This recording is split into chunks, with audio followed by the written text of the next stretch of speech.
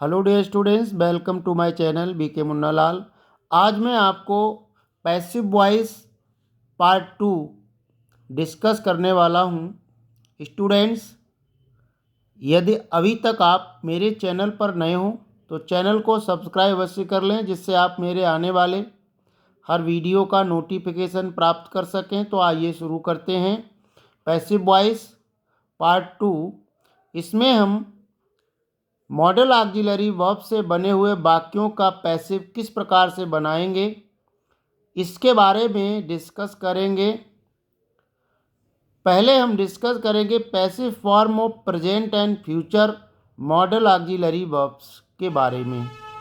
अगर हम वाक्य की रचना को निम्न प्रकार से पाते हैं कि उस वाक्य में ये मॉडल ऑक्सिलरी जो वर्ब्स हैं, विल है, शैल है, वुड है, शुड है, कैन है, कुड है, मे है, माइट है, मस्ट है, आउट टू आदि दी गई हैं, तो उसका पैसिव कैसे बनाएंगे।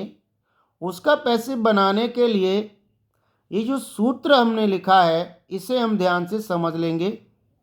सबसे पहले पैसिव सब्जेक्ट अर्थात जो हमारा एक्टिव वॉइस का सेंटेंस है उसमें हम क्या लगा करके ऑब्जेक्ट निकाल लेंगे, वह हमारा पैसिव का नया सब्जेक्ट होगा। उसको हम सबसे पहले लिखेंगे। फिर उस वाक्य की दी गई मॉडल ऑक्सिलरी वर्ब लिखेंगे, उसके साथ बी जोड़ेंगे और जो मुख्य क्रिया होगी उसकी थर्ड फॉर्म लिखेंगे, एम बी थर्ड। इसके बाद बाई लिखेंगे और जो एक्टिव वॉइस का सब्जेक्ट होगा उसे ऑब्जेक्ट के रूप में लिखेंगे और उससे पहले बाई लगा देंगे।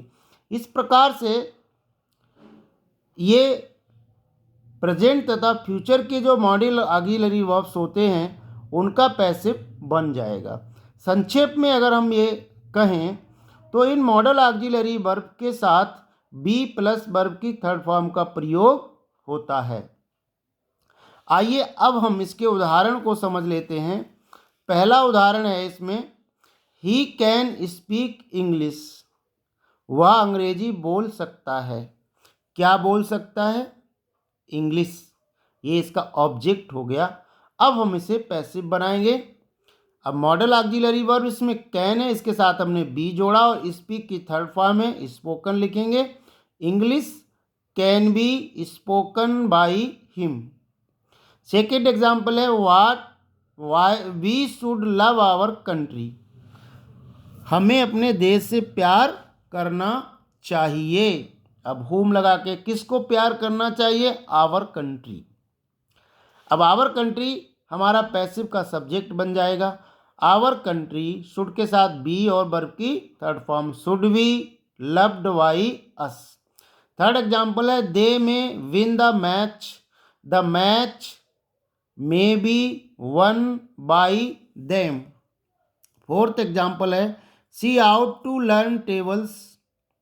अब इसका ऑब्जेक्ट है tables. Tables ought to be learn by her. Fifth sentence हम देखते हैं, one should keep one's promises. अब पैसिव क्या होगा? One's promises should be kept.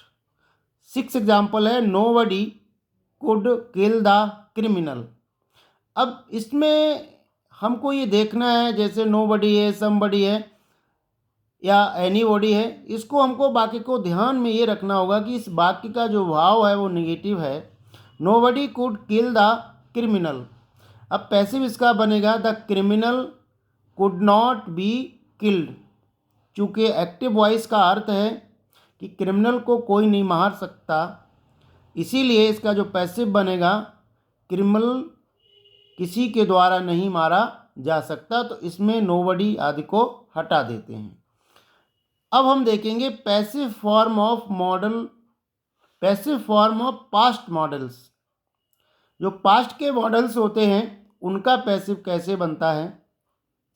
Past के मॉडल्स में मुख्यतः आउट टू हैव है, शुड हैव है, शुड नॉट हैव है, मे नॉट हैव हो सकता है, बी सपोज टू इत्यादि क्रियाएं इस पास्ट के रूप में इनको प्रयोग किया जाता है। जब इस तरह के वाक्य की संरचना है एक्टिव की, तब हमें इस सूत्र के माध्यम से, जो हमने रेड कलर से लिखा है, उसके माध्यम से हमको पैसिव वॉइस बनाना है। अब इसमें सामान्य वाक्यों को तरह ही हम ऑब्जेक्ट निकालते हैं, फिर मॉडल जो हमारा पास्ट का मॉडल है उसे लिखते हैं और हैव बीन प्लस वर्ब की थर्ड फॉर्म बाई और ऑब्जेक्ट लिखकर पैसिव बनाते हैं। उदाहरण देखते हैं। They ought to have perform their duties. उन्हें अपने कर्तव्यों का पालन करना चाहिए। किसका पालन करना चाहिए? उत्तर आएगा देयर ड्यूटीज। अब ये इसका ऑब्जेक्ट जो है वो हमको पैसिव में सब्जेक्ट के रूप में रखना पड़ेगा। Their duties ought to have been performed by them. Second example देखते हैं। You should have attend the class. आपको क्लास अटेंड करना चाहिए था। क्या अटेंड करना चाहिए था? The class. अब पैसिव बनेगा the class should have been attended by you. Third example है Gopal may not have written a letter. अब पैसिव होगा letter may not have been written by Gopal. Fourth example है I was suppose to attend the dance classes. अब passive में आएगा the dance classes were suppose to have been attended by me. अब हमको देखना है कि अगर वाक्य में इन्फिनेटिव फॉर्म ऑफ वर्ब दी गई है तो उसका पैसिव कैसे बनेगा। Passive of infinitives.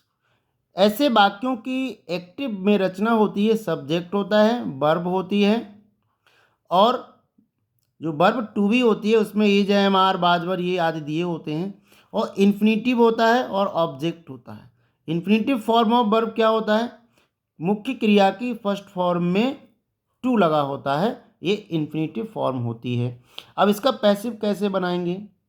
सामान्य वाक्यों की तरह ही इसमें हम जो एक्टिव वॉइस का सब्जेक्ट होता है उसे ऑब्जेक्ट में ले जाते हैं और जो ऑब्जेक्ट होता है उसे सब्जेक्ट के रूप में लाते हैं और वर्ब टू बी लिखते हैं। वर्ब टू बी में जय, मार, हैज, हैव, हैड, हैव, बाज, बार आदि लिखते हैं। फिर टू वी जोड़ते हैं, फिर मुख्य क्रिया की थर्ड फॉर्म लगाकर वाक्य को पैसिव बना देते हैं। आइए उदाहरण देखते हैं। फर्स्ट एग्जाम्पल है he is to help her. उसे उसकी मदद करनी है। किसकी मदद करनी है? उसकी। ये हमारा पैसिव का न्यू सब्जेक्ट हो गया। अब हर का क्या होगा? सी। फिर हम लिखेंगे वर्ब टू बी इज, फिर इसमें टू बी जोड़ेंगे, फिर वर्ब की third form helped by him. She is to be helped by him.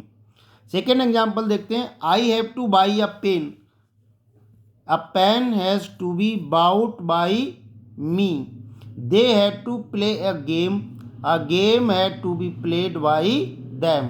Fourth example है I am to write a book. Fourth example है I am to write a book is to be written by मी। इसी तरह से हम देखते हैं कि कुछ वाक्य की जो संरचना है वो देयर से आरंभ होती है। देयर के बाद वर्ब टू बी अर्थात इज, एम, आर, बाज, बर आदि होता है, फिर सब्जेक्ट होता है, फिर infinitive form of the main verb होता है।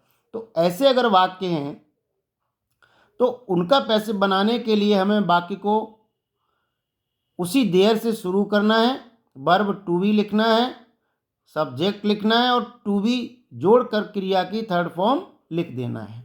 एग्जाम्पल देखते हैं। जैसे there is no money to waste. अब इसको पैसिव बनाने के लिए हमें क्या करना है? There is no money, there लिखा, सेम वही वर्ब टू बी लिखा और जो सब्जेक्ट है वो लिखा, इसके साथ हमने टू बी को जोड़कर वर्ब की थर्ड फॉर्म लिख दी। हमारा वाक्य बन गया there is no money to be wasted. Second example है there is time to study.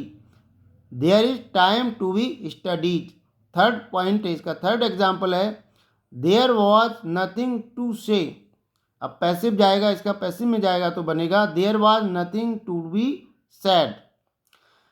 अब देखिए कुछ वाक्यों की रचना होती है इट के साथ, जिसमें बी वर्ब्स होता है, मतलब वर्ब टू बी होता है, इज, एम, आर, बाज पर, फिर नाउन होता है, फिर इन्फिनेटिव होता है और फिर ऑब्जेक्ट होता। अगर ऐसे वाक्य हैं तो इनको पैसिव कैसे बनाएंगे? जैसे मान लीजिए लिखा है it is time to close the shop.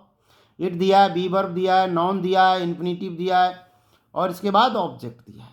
तो इसको हम जो सूत्र लिखा है इट प्लस बी वर्ब्स लिखेंगे, नाउन लिखेंगे और इसमें फॉर लिखा जाएगा, ऑब्जेक्ट आएगा, to be plus third form लिख के इसका पैसिव बना देंगे।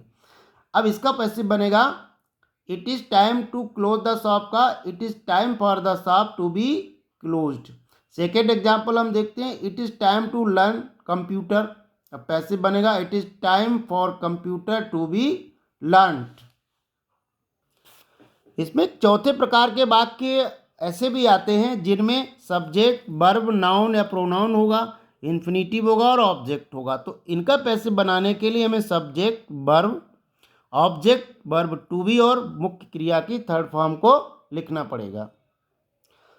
अब देखिए he wants someone to tell a story. अब इसको कैसे बनाना है? हम इसमें लिखेंगे सबसे पहले ही वांट्स अ स्टोरी। अब ऑब्जेक्ट लिया to be told.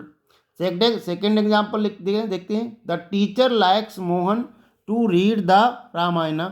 The teacher likes the Ramayana to be read by Mohan.